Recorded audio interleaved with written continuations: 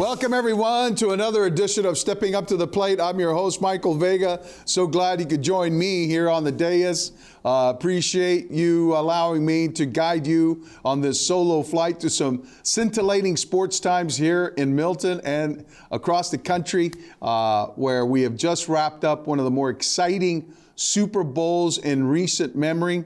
The Kansas City Chiefs prevailing in an epic overtime showdown against the San Francisco 49ers out in Las Vegas, 25-22 in overtime. I think this game really lived up to the hype. Las Vegas, I thought, lived up, as a host venue. My supposition being that's probably going to become part of the regular rotation, and maybe I would venture the permanent home for the Super Bowl. I mean, I don't think anyone would object to that. Maybe there might be some voices in New Orleans and Miami, possibly out in Phoenix, who might register some objection to that. But unbelievable performance there by the Kansas City Chiefs. And I want to tip my hat to everyone in Chiefs Kingdom, of which I was recently inducted into after spending Sunday with dear friends Ann and Tobias, two great Chiefs fans who invited me to come watch the game with them on Super Bowl Sunday over at the Fours in Quincy. And I was amongst a lot of Chiefs faithful there, and oh my God, a lot of nail biting, a lot of prayer, and then at the end, a lot of joy amongst those people for a great Super Bowl win by the Chiefs, which proves an immutable law of wagering in Vegas, which is never bet against Pat Mahomes in a Super Bowl. And I was almost enticed by my close friend, Dr. Lucky, out in San Francisco, who texted me before the game. He says, "I'll take the points in the Chiefs and you can take the Niners." And I said, I'll take a Pasadena on that one. I texted him back because I wanted the Chiefs. So he gives me the Chiefs straight up for $20. So thank you, Dr. Lucky, for the 20 that I'll be expecting you to Venmo me here in short order. But so much to discuss there. Also, so much to go over with the Super Bowl parade that was marred by a shooting in Kansas City. And so our thoughts and prayers go out to those people. And again, another reason why there should be an honest accounting of gun reform in this country. When you have stuff like that repeatedly happening, and it does not lend to the furtherance of our society. And I don't think it's anything, and this is me editorializing here, that was supposed to be a wonderful moment for this organization, that fan base, that city, and obviously someone took it a step further, and that's why moments like that can and will be marred by acts of gun violence like that. So. But credit to a couple of Chiefs fans. I saw on Twitter how they reacted. Two of them tackled one of the gunman and then helped bring him under arrest. And so credit to them for doing that. But still, it was a marvelous win for the Chiefs, marvelous win for their faithful, marvelous win for Chiefs Kingdom.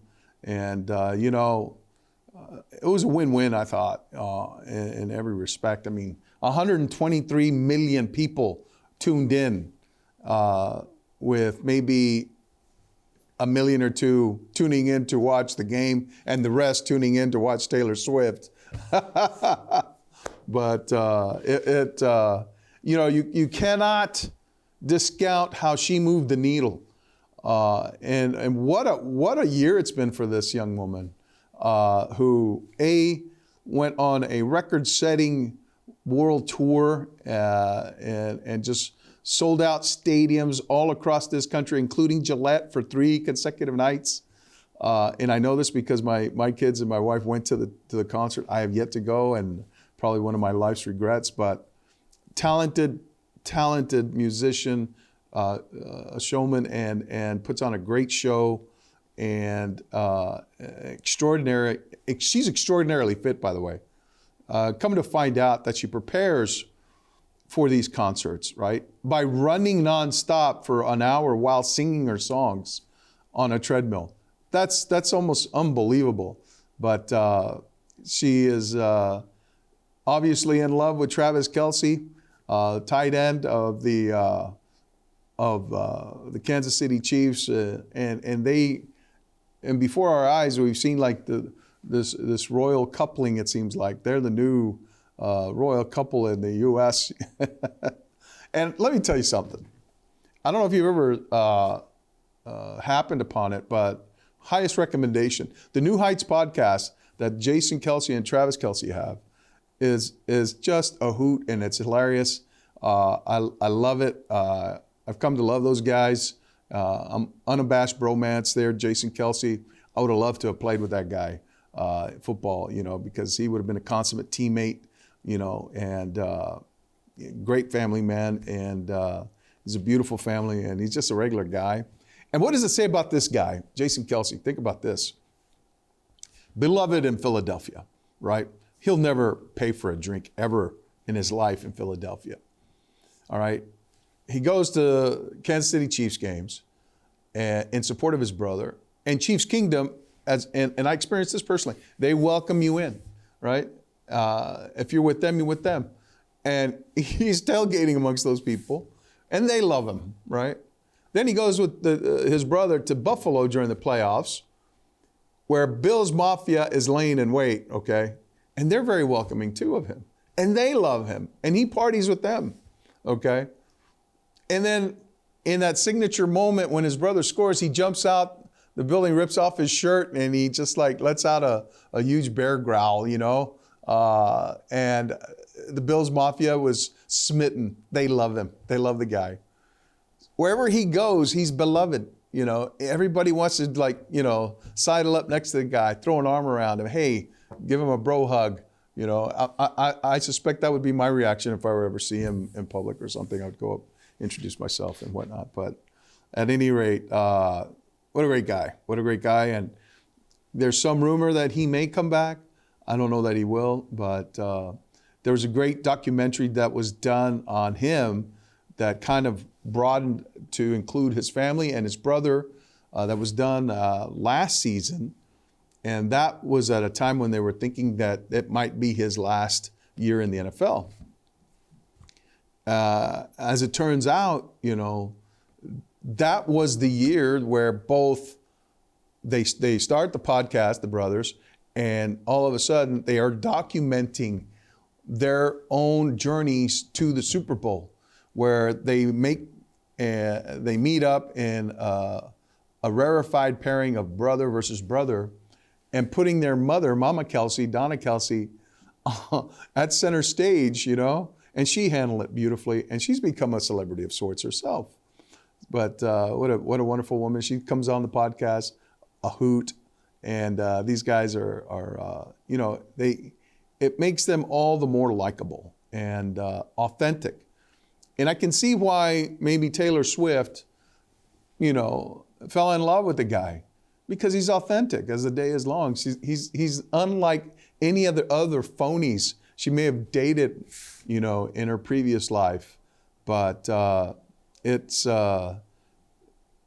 was, I guess, a wonderful thread. And let me tell you, the networks went with it. NFL embraced it. And I predict that in a Super Bowl, probably in a not too distant future, that she will be the halftime show. And what a show she will put on. Unbelievable. She will put on an unbelievable show. And that'll be the hottest ticket to the Super Bowl. That would be the most expensive ticket to the Super Bowl, just to go see the halftime show. So at any rate, so much to talk about in that game. And as I mentioned, I was not about to go against Pat Mahomes. And in that game, there were so many ebbs and flows, ups and downs. The Niners, a great team. Hey, let me tell you, both the Niners, they learned something that we all knew, which is to be the man, you got to beat the man. And in this instance, it was, Patrick Mahomes, who now I think has elevated himself into that rarefied air, Montana, Brady, and he's still not done. He's in his 20s. Think about that. He's in his 20s still. And he already has, 3 MVPs, 3 Super Bowls back to back. They could very well win 3 in a row. And their coach, Andy Reid, you got to love the guy too. I mean, he's as likable as his players, And I think that it's a team that people, I think, in some NFL precincts may start to loathe, like they started with the Patriots, when the Patriots started winning and doing it in their way. But it's interesting how now we're getting this glimpse of the Patriot way in this documentary, I think on, I want to say it's Apple Plus. I think it's Apple Plus. The Dynasty that's being airing now. So at any rate, that's worth the view too, to kind of get a glimpse of what the Patriots have done and now what they're going to do moving forward with Gerard Mayo, in terms of reconstructing this team, what will be their emphasis in the draft. It's evident that they're going to go with a quarterback, but I say, I would hope that they would make the counterintuitive move and go get the receiver, because there's going to be other quarterbacks to be gotten. And you know what? It's never been a guarantee that drafting a quarterback high equates to instant success. Even when Trevor Lawrence was taken up high, he went through a period of adjustment, a period where he struggled, and he's just starting to take off. Patrick Mahomes was drafted, I believe, 10th, around the same area where Mac Jones. Mac Jones was like, 15 or so? At any rate, but he had the benefit of playing behind Alex Smith, getting to learn, getting to mature, and getting to understand what it is to be a professional quarterback in the NFL. I'm not so sure Mac Jones had that luxury. He was thrown in there right away, and he gave us a tantalizing glimpse at that. But I think what happened is that Bill Belichick and the Patriots did him a disservice when they could not identify or hire a good offensive coordinator, someone who is going to continue in that vein of a Josh McDaniels, who left to go to take over as a head coach of the Las Vegas Raiders, a short-lived stint for him there in Las Vegas. But, you wonder, okay, so do the Patriots look at what the Chiefs did, right? Go get their guy and then surround him with people? Or do you go get the guys and bring in the quarterback that will make an offense move and go? I'm of the latter camp. Go get those talented, skilled people that aren't usually available to this team, and that this team was sorely lacking last year and the previous 4 years. And I submit, if they had done a better job and done their due diligence in identifying the needs that they had, 4 years ago when they selected N'Keal Harry, all right, unbelievable blunder there in hindsight, and certainly, I mean, I hate it when people armchair quarterback, but I'm going to armchair quarterback this one, because if you look at the players that were available to the Patriots in that draft when they selected N'Keal Harry, 4 plays later, Deebo Samuel goes to the Niners, all right? Mecole Hardman, who made the winning catch in the Super Bowl, all right, gets drafted. A.J. Brown, Super Bowl caliber player who's been in the Super Bowl with the Philadelphia Eagles, gets drafted. And then further down in the end of the second round, they get DK Metcalf, okay? So conceivably, the Patriots had 2 picks, the one at the end of the first round and then another in the second round, okay, which they used on a cornerback. When they could have conceivably gotten any of those 4 guys, any one of those 4 guys to complement Harry, you know. And I submit that if you didn't draft Harry and you drafted 2 of those guys, okay, either Harry, Hardman, A.J. Brown, or D.K. Metcalf, I give you any 2 of those guys, all right? Pick any of those guys, 2 of them, 2 out of the 4, all right? I would submit that Tom Brady would have finished his career with the Patriots, and the Patriots might have won a couple more Super Bowls, okay? It might have prolonged his career here, and it certainly would have prolonged the career of Bill Belichick here in Foxborough. It would not have ended the way it did, and now finds Bill Belichick out of the mix for 2024 with no job right now in terms of, you know, pursuing this record that I think he is hoping to attain, which is the NFL all-time coaching wins there held by Don Shula. And he's within reach, but not if he goes to a middling team, you know, not if he winds up with a reclamation project, you know. And what team out there is going to hand the keys to him right now after the last 4 years? They're not looking at the past performances, right? They're looking at the future, okay? They're looking at what kind of future do we have as an organization developmentally with our roster if we hand the keys to this guy and we say to him, okay, take over, all right, lead us down glory road here, because it's been a bumpy road for him at the end in Foxborough. And I think that's what's being revealed now in this documentary, just how bumpy it was, you know. And with Tom Brady saying, you know, this contractual squabble that he had with the team, if they had made him a decent offer, he would have, you know what? Why didn't they keep him? Why didn't they? Those are questions that arose in the aftermath of Brady's departure and in the aftermath of his Super Bowl win with the Tampa Bay Buccaneers, you know. And so who do Patriots fans blame? Well, a lot of people are pointing the finger at Bill Belichick, and so was the owner, Robert Kraft, because he feels like he was sold a bill of goods by Bill Belichick, who tried to convince, you know, Robert Kraft that Tom Brady was on the decline.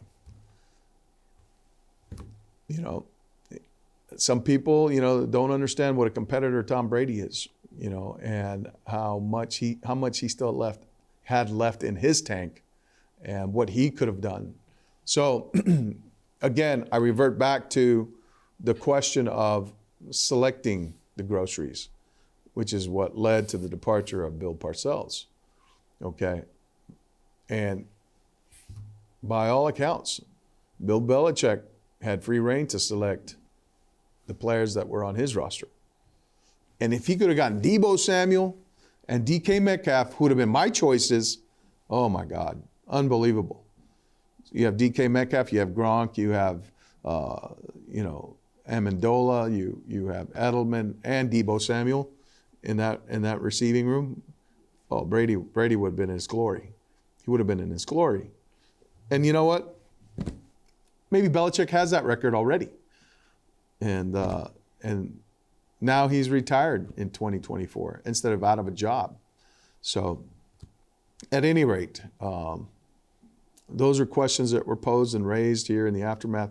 Now that the NFL focuses attention on the draft, and now that the Patriots Nation focus its attention on, okay, what's going to happen next here with this team. So, well, as we ponder that, we also look hopefully to the NBA season, the NBA All-Star Weekend with Jaylen Brown and Jason Tatum representing the Celtics, who went off to the All-Star break with an impressive 50-point win. Let me repeat it. A 50-point win, all right, over the Brooklyn Nets. Back-to-back wins extend their win streak to 6 consecutive games now, headed into the break. Joe Mazzulla getting his 100th career win in 136-86 victory over the Brooklyn Nets. And it's just astonishing that in 2 short seasons, he already has 100 wins, maybe a season and a half, basically. But now there are about 27 games remaining here in the NBA regular season, and he's got this team primed, ready to go for the postseason. It's just navigating now those 27 games and trying to avoid complacency. And he sees the landmines. He's just trying to get his players, to avoid them right at this point, because he knows, and he's not one who wants to take this midseason break, but it's important for his players to recharge their batteries and to get ready for that push towards the postseason, because once you get into it, it's an unrelenting endeavor to hoist that trophy. And you're playing 4 best-of-7 series. You got to win 16 games in order to hoist it. And it can be a taxing thing. So, we are all looking at the Celtics team with the best record right now in the NBA, with some exciting players. I think 1 through 5, a starting 5 that's proven to be unguardable when they're healthy, and then the sum of their parts too have been productive and have contributed to this run that the Celtics are on right now. You look at the guys that are coming off the bench. They have guys, Peyton Pritchard. They have Al Horford, who can discount Big Al. Luke Cornett, Sam Hauser, all guys have been, valuable contributors. So I think that there's a lot to be excited about there. I think Joe Mazzulla now is kind of feeling his way. He's I think the team, he's gotten the team to buy in, and he's revealed himself to be a really, really smart coach, I think, in the way he handles it. I think he's kind of like in that Eric Spoelstra class. And it's funny, the question was raised in one of these, sports shows, who do the Celtics fear most right now? And I thought about it. And when the East really makes them, fearful about moving forward in the playoffs. And you know what? It's the team that they look at in the mirror. They only need to fear themselves, because if they do not play like they did in the first half of this season, all right, avoiding losing streaks, taking care of the teams, playing above their competition, and playing with a connectivity on defense and on offense, that this team is going to go places, and they're the only ones who are going to be their own stumbling block, I think, at this point. And then you got to guard against injury. Make sure your Kristaps Porzingis is healthy. Make sure that Tatum and Brown get to the finish line on their, own 2 feet. Because remember, Game 7 against the Miami Heat turned when Jason Tatum got hurt early and wasn't the same player throughout the rest of that game.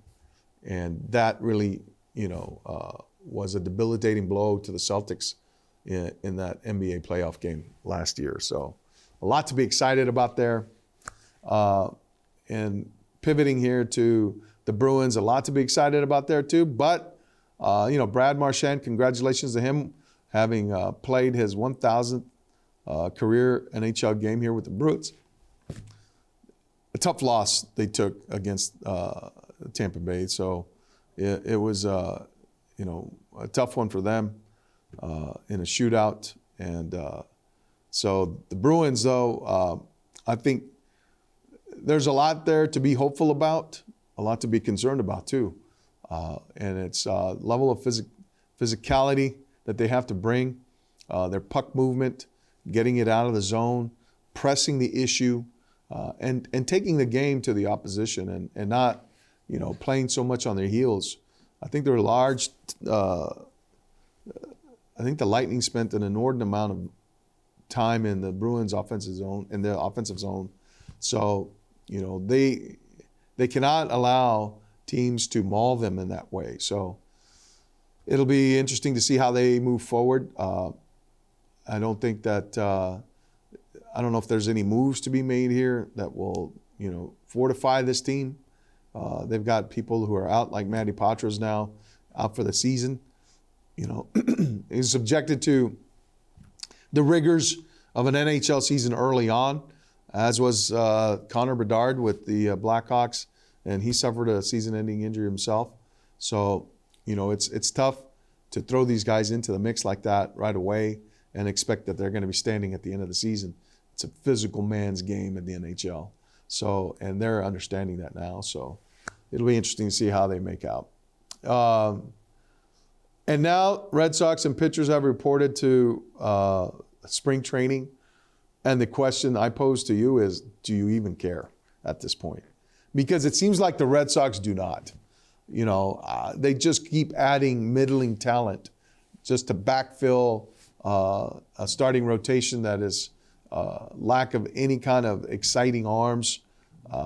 You know, outside of, you know, Bello, I don't know, Tanner Houck. I don't know, Lucas Giolito is going to be the answer here that's going to move the needles. You know, they had interesting acquisition, Tyler O'Neill.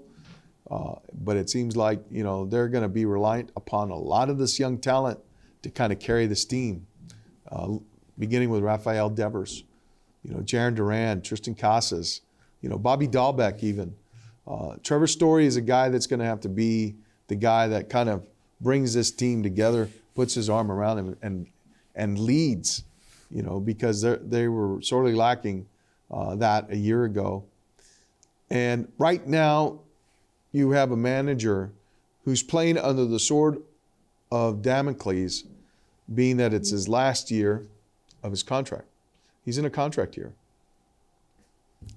And with the new head of baseball operations, chief of baseball operations, and Craig Breslow, who really, in my estimation, did nothing to support, you know, Cora with the addition of talented arms, talented players who are going to move the needle, are going to help this team win right away, because that's what they need to do. He needs to win right away. He cannot be settling on a middling team right now, especially at the start. So a lot to be concerned about there with the Red Sox. But at any rate, we are now on the glide path, final approach here, and I've been given clearance to land the plane, and which is I'm about to do here. So I want to thank everyone for spending the time here with me, stepping up the plate. Look forward to having you back next time. All righty, take care, everyone.